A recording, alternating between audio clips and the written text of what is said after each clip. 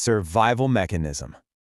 Okay, to really wrap our heads around the magnitude of this, I want you to think about the fate of other ancient empires. Think about the Babylonians, right? Or the Hittites, or the Assyrians.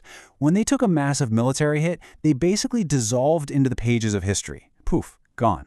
So how did Iran survive the greatest empires? How did they manage to uniquely avoid just melting into the genetic and cultural pot of history when literally every other civilization of their era was completely wiped out?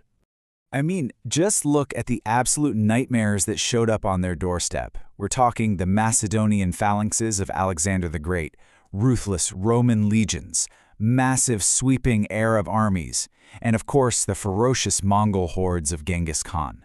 Every single one of them marched onto the Iranian plateau with swords drawn. They tore through the land entirely certain they could destroy the civilization, and often left behind nothing but literal towers of skulls. Honestly, any other nation would have permanently disappeared, but they didn't. Despite losing their capitals and enduring these brutal occupations, the East essentially digested the West, and the nomads too.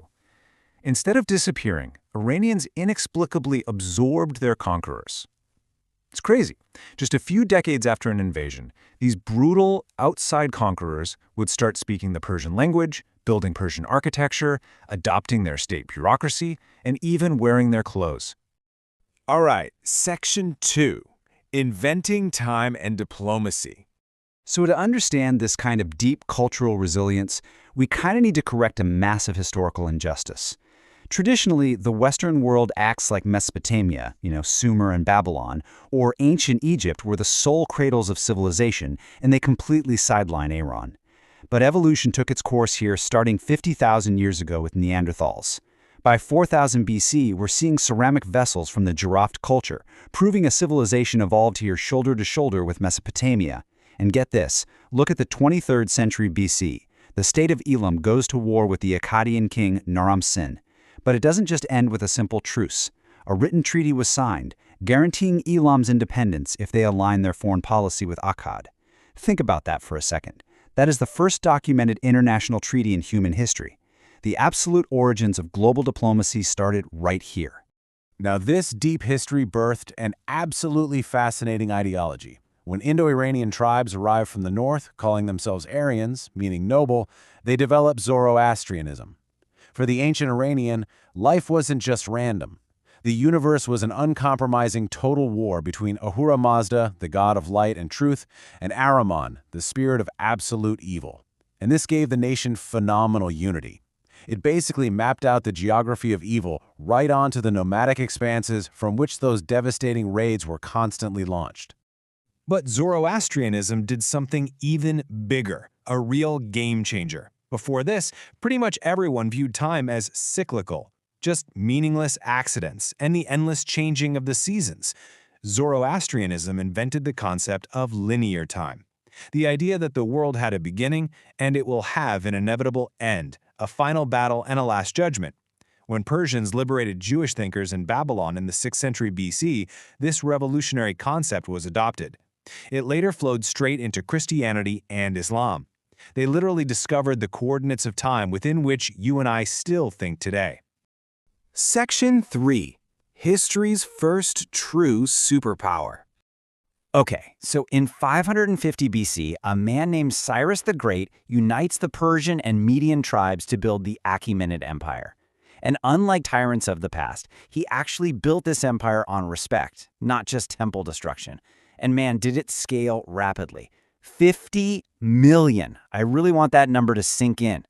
Under Cyrus's successor, Darius I, the empire's borders stretched all the way from Egypt to the Indus Valley. Nearly 50 million people lived under Persian rule. To put that into perspective, that was half the entire population of the Earth at the time. So how do you even manage half the globe? Well, with some incredibly advanced infrastructure. They divided the country up into 20 administrative satrapies, rolled out a unified tax system, minted gold derrick coins, and laid down roads with the world's fastest state postal service.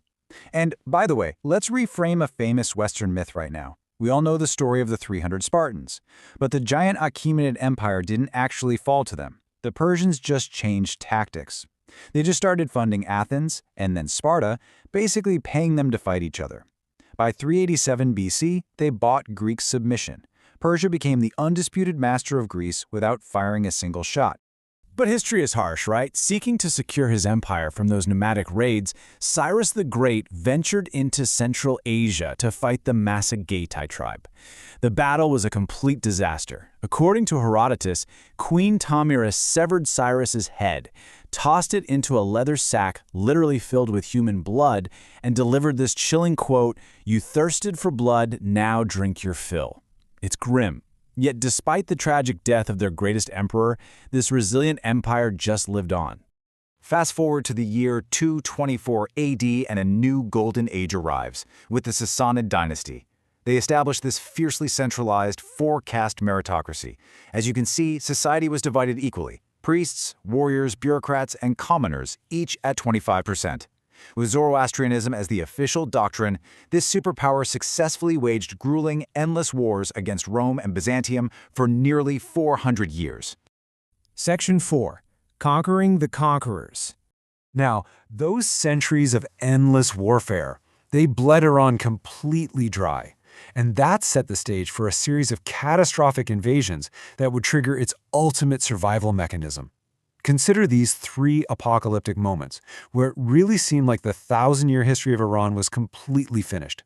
First, in 330 BC, Alexander the Great ruthlessly crushes the Persian army and burns down the magnificent Persepolis.